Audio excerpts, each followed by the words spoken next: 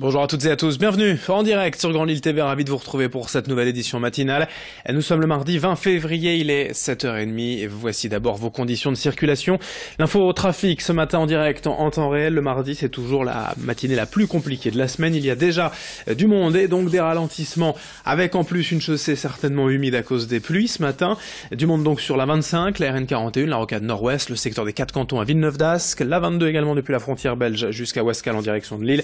Soyez prudent et patient au volant. Ce sera forcément compliqué si vous prenez la route ce matin jusqu'à 9h30, 10h. Au moins, on sera là pour vous détailler ces ralentissements toute la matinée. Les prévisions météo également. D'abord une journée nuageuse et humide partout dans la région. On n'échappera pas aux pluies en ce mardi matin dans la métropole lilloise.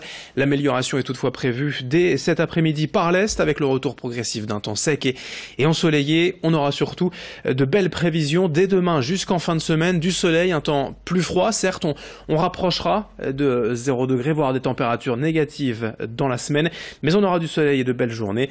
Aujourd'hui, 5 degrés de prévu pour les maximales à Lille. On en reparle avec les prévisions complètes après ce journal.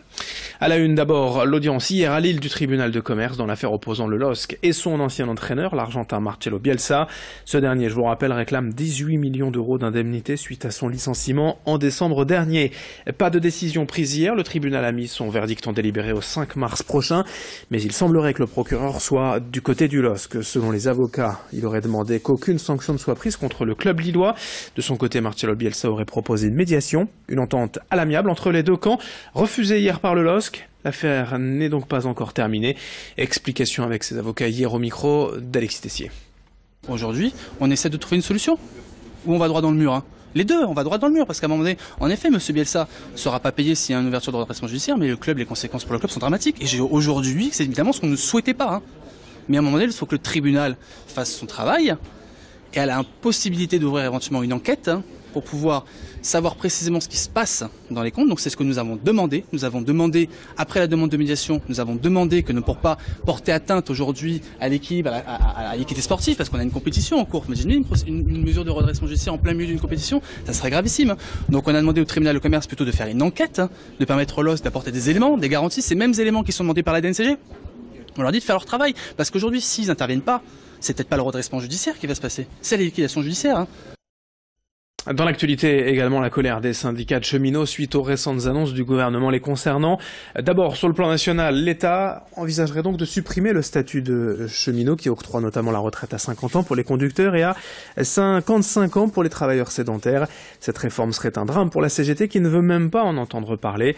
Autre revendication, dans la région, le président des Hauts-de-France, Xavier Bertrand, veut ouvrir les lignes ferroviaires à la concurrence, ce qui n'arrangerait rien selon la CGT. Enfin, au niveau local, la CGT dénonce la suppression de postes de guichetiers dans les gares, notamment à Lille. Explication quant à ce statut de cheminot à défendre avec un représentant de la CGT au micro de Xavier Silly. Si vous préférez, regardez, on tombe en plus en plein dans cette problématique. Aujourd'hui, je suis secrétaire d'un CHSCT et ce même CHSCT, on a voté une expertise par rapport à une réorganisation qui, pour nous, auront des conséquences graves sur la sécurité des circulations. Je pense que dans une entreprise privée, quelqu'un un représentant du personnel qui irait alerter, parce qu'on parle beaucoup de lanceurs d'alerte aussi aujourd'hui, hein, qui alerterait sur des problématiques en lien avec la sécurité des voyageurs quand même, parce que quand on parle de la sécurité des trains, on parle de la sécurité des voyageurs transportés. Je pense que cette même personne, elle aurait des craintes à avoir sur son emploi et sur son devenir dans l'entreprise. Aujourd'hui, moi, la garantie avec le statut qu'on a, c'est avant tout la possibilité de dire attention, stop, il y a danger, et on vous alerte sur ce qui se fait, et on alerte aussi tous les pouvoirs publics qui puissent vous contraindre à garantir la sécurité de ces voyageurs. Face à ces revendications, la CGT appelle donc à la mobilisation des cheminots. Une journée de grève est d'ores et déjà prévue le 22 mars prochain. On en reparlera. On enchaîne avec les premières images du nouveau palais de justice de Lille. C'est l'architecte Rem Koolhaas, déjà concepteur du quartier Euralille, qui a été choisi par l'Agence publique pour l'immobilier de la justice. À noter qu'il est quand même associé pour ce grand projet au cabinet lillois d'architectes et d'urbanistes Saison Menu. Ce nouveau bâtiment que vous découvrez ici sur plan implantera sur 6000 m², plaine Winston Churchill, le long du boulevard Schumann, entre le Vieux-Lille et la Madeleine. Ce bâtiment donnera la priorité aux flux piétons avec un grand parvis se prolongeant vers la salle des pas perdus et les salles d'audience. 100 millions d'euros le coût des travaux et la livraison du bâtiment prévue pour 2023. Présentation au micro de Xavier Silly.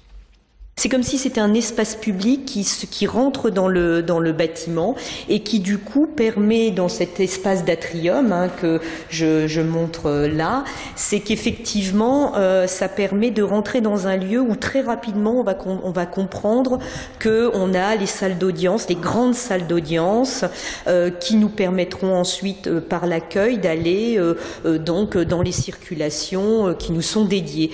Donc c'est vraiment une attention au confort, à la continuité de l'espace, à la générosité des lieux et aussi parallèlement à la mise en sécurité des magistrats et une bonne coordination entre tous les espaces.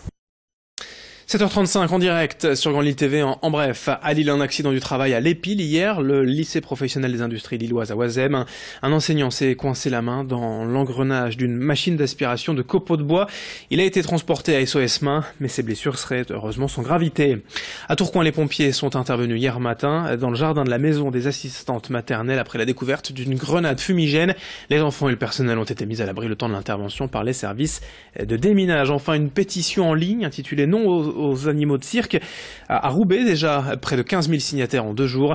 Adressée au maire Guillaume Delbar, elle lui demande d'interdire dans la ville les cirques avec animaux. Elle est en ligne, cette pétition, sur mesopinions.com.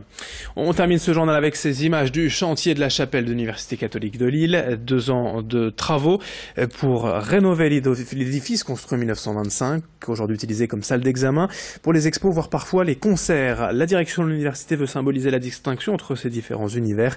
L'esthétique du lieu sera soignée avec du marbre au sol et la mise en valeur des reliques. Explication au micro de Brieux Gorchy. On va refaire d'abord tout son aménagement et puis le lieu structurant de la rénovation de cette chapelle va être une grande porte vitrée qui va pouvoir de 13 mètres de haut. Ça va être sur le plan technologique et technique une vraie prouesse et ça va être l'occasion de scinder la pièce en 2 espaces, un lieu de culte, un lieu de culture et dans certains moments on ouvre complètement cette porte et tout est consacré ou à la culture ou au culte. Et notamment pour les grandes cérémonies religieuses, Pâques, Noël et autres, c'est un lieu aussi qui permet de réunir jusqu'à 700 étudiants, 7 à 800 étudiants pour toutes les grandes cérémonies. Voilà.